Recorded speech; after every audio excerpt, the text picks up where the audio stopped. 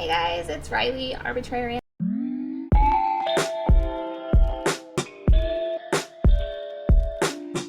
I am here because I have been off for a while. Most of you have noticed, and I've gotten lots of fun messages from you guys saying how much you miss me, and I really, really appreciate every one of them. It makes me feel so loved. I love and miss you guys too, but I've been working pretty hard. One of the things I actually can do sometimes when there's downtime at work is read, so I've been doing a lot of that. In light of that, I kind of did some Christmas shopping for myself. I did a book haul, and I may have accidentally got a little bit anxious on election day and bought a lot more books than I probably should have. So this video is actually going to be split into two. The first one is sort of loosely like the YA books that I picked up, and so we'll talk about that, and then the next one will be a little bit more of the like adult fiction type stuff. So we'll start with that. To start with, I actually picked up the first book that I started with is The Chemist by Stephenie Meyer. I started it a little bit. I picked this one up and I started reading the cover before it actually registered to me that the writer was Stephenie Meyer. I think I'm pretty famous from the people that know me about how much I absolutely hated the Twilight series. People were always sending me Twilight memes and like, listen, I know you'll appreciate this.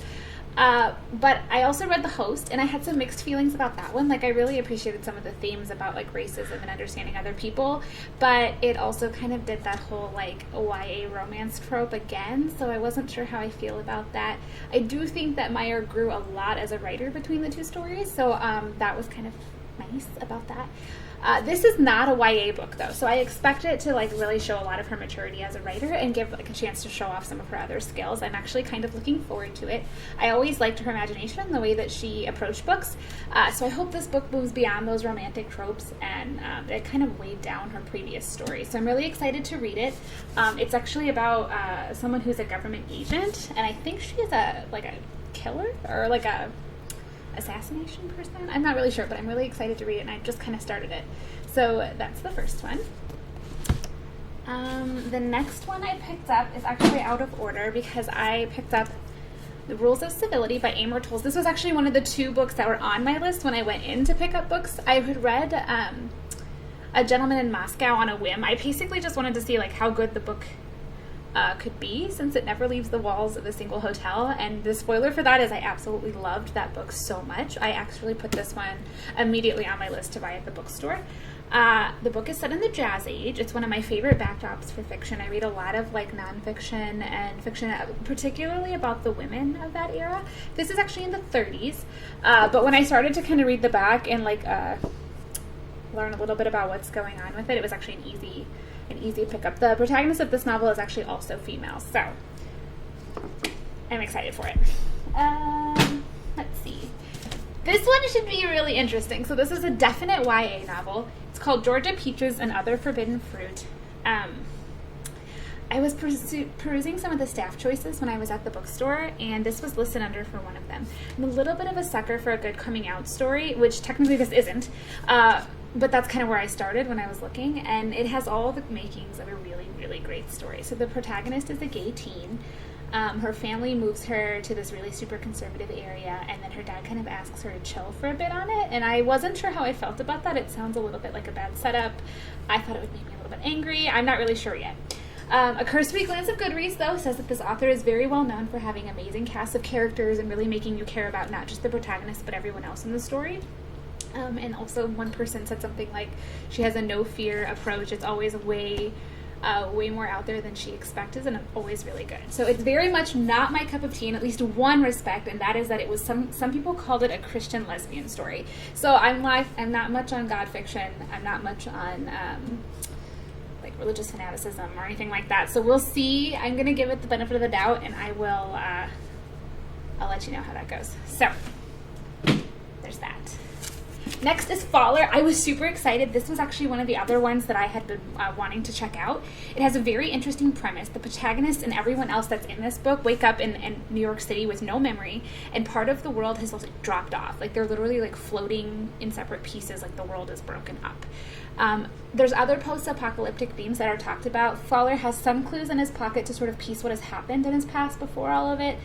And then there's like, you know, obviously like war and famine and things breaking out, just like other post-apocalyptic themes have done. But there's also apparently a second sort of parallel story being told about a brilliant scientist who holds the key to world peace and hunger. I really love science fiction, especially if it's done really well. I've been working my way through Greg Egan, and everyone knows Ender Game is like one of my favorite sci-fi books of all time. So hopefully this will be as good as planned. The writer, McIntosh, actually has won a Hugo Award for that, so I'm pretty excited about it. I will let you know how it went. I can't wait actually for this one. The next one is pretty old news. It's not going to be that surprising. Almost everyone on the planet has read it except for me. But the movie's coming out and everyone's been talking about it, so I wanted to experience it for myself. Miss Peregrine's Home for Peculiar Children. I was a comic book nerd growing up, in part because there's something really freeing about a bunch of teenagers with superhuman powers that can do things that I can't do, so that was pretty exciting. So this one appealed to my superpower sort of love. I'll get back to my thoughts, and I'd actually, since I know that like basically everyone on the planet has read it, I would love to hear your thoughts on it. Please hold off on the spoilers though. I'm not super worried. I don't usually get like freaked out about a lot of spoilers, but sometimes there's certain things about a book that it hits you in a way that it otherwise wouldn't if you know it's coming. So do tell me what you think. Please don't make it harder for me to read. Thanks. Okay, so this one. This was another recommended by an employee while I was there, and I didn't really know how to feel about it. So the book is about girls that are going to join a cult or haven't joined a cult at the beginning of the book, but it's in the 1960s. It's got a very strong female narrative that it was a lot of people really loved about it, and that kind of appeals to the little feminist side of me. But the reviews of this book and the people I've talked to had really polarized views about it. So like some people were like 5 out of 5 loved it. Other people were like, oh, I couldn't get through the first chapter. So the person who recommended it to me said that it was one of the best new novels this summer. I think it was like June or July it was published, and it was a coming-of-age novel that aspires to be a lot more, is what she said to me.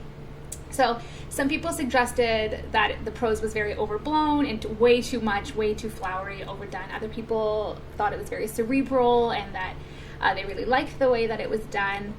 I think one of the Goodreads suggested that there's a lot of discussion in the book about what the girl actually says and what she actually does versus what she means to say and what she's thinking on the inside, and how there's a dichotomy of inside girl versus outside girl, the girl that you don't show anybody else. So I can't wait for that because I really love that style of writing. I think that tells you a lot about the characters, and I think the characters mean so much more to you when you've gone through that. So, The Girls, Emma Cline. Okay, this one doesn't fit with the rest of them, but I didn't have any idea where else to put it, so I put it in this half. It's called Blindness. It's by Jose Saramago. He is a Portuguese fiction writer, playwright, journalist. He is a Nobel laureate. He won the Nobel Prize for Literature in 1998, so I was impressed before I even started reading about what the book was. It's an older book. It was first published, I think in like 1999. It was right after his Nobel Prize. And it's about a civilization hit with what's called white blindness. Everyone afflicted is sent to a mental hospital, but it has this sort of prison-like hierarchy of people who hold people hostage for basic supplies. It's a modern classic, I've heard, that, and I was really moved by the concepts that are mentioned on the book cover when I was reading it. I thought it would be really interesting take on what the mass hysteria is like in like a modern age that have a lot more like, I think, more to it than old school plague novels where they didn't have a lot of the technology that we do and a lot of the science versus fiction and fact-based discussion. So I was intrigued by that, and I'm excited to read it. The next one is a little bit less heavy. It is a study in Scarlet women. It is a mystery novel. It will be a series, and it's about a woman who tries to solve 3 murder mysteries because the suspicion falls on her father and sister for their deaths. It's actually interesting because she uses the assumed name Sherlock Holmes, so it builds into that sort of history. I was intrigued by the fact that the novel was extremely well reviewed, but it makes drastic changes to the Sherlock Holmes sort of mythos that I love, and I'm a huge Sherlock Holmes fan. So, and really interesting. I'm assured that this is a well-done version of the book, so I can't wait to read it. It's a little bit lighter than some of the other things I have here in this list, so I don't think it'll be a long read, but I think it might be very fun, so we'll see. The next one, actually the next two are completely out of character for me, totally. The first one is called Lost Gods, and it's by Brom. This book came out at the end of October. It's extremely well reviewed on Goodreads, and the author goes by just one name, which is always a little bit fun, but in this case, his last name, Brom, is actually his last name, and he's used to going by it because he's an army brat, so he's used to being called that, so that's why he just goes by his last name. I thought that was a fun little story. The book is as heavy as books come. Honestly, it's a supernatural novel about a man who is murdered and descends into purgatory to fight for the souls of his wife and their unborn child. That's not something I normally pick up. I think I sort of touched on that earlier, but there was a lot of praise for it. It was extremely well reviewed, and I've been hearing about it a lot. So Lost Gods. Probably not anything like American Gods, but I did love that, and that was what I thought of when I first picked this book up to look at it. So I don't know. I'll get back to you on that one too. And last but not least for this video, probably the heaviest of all the books in this section. So this one is going to be extremely hard to read. It's about two twins. They're not each other's twins, but they each have twins. So half of each set of twins. Looking for the other half, following their involvement in the famous twin studies that were done in Mengele Zoo during World War II. It was orchestrated out of one of the concentration camps in the 1940s. It promises to be heartbreaking straight off the bat when I was reading through it. They're always really tough for me to read, but when I was reading the inside cover, I was mesmerized by the story and the concept and the way that she worked through it, just in that part of it. So I loosely included this in young adult because technically it counts as a coming of age story, but it's so much more. So Mischling by Affinity Konar, which I think Affinity is kind of a cool name. I know I spend a lot of time seeing what people name their kids, so I always think it's fun when people pick like a word that's kind of common but actually not a name, and then I feel like, oh, that's actually super cute. I'm not sure what you'd call someone for short though. Affy maybe? I don't know. So there we go. So that's the first half of my bookstore haul. If you click the card in the video, it'll be updated regularly with reviews of the books, like as I read them, and it'll be on my website, girlwithaprettygeekboard.com.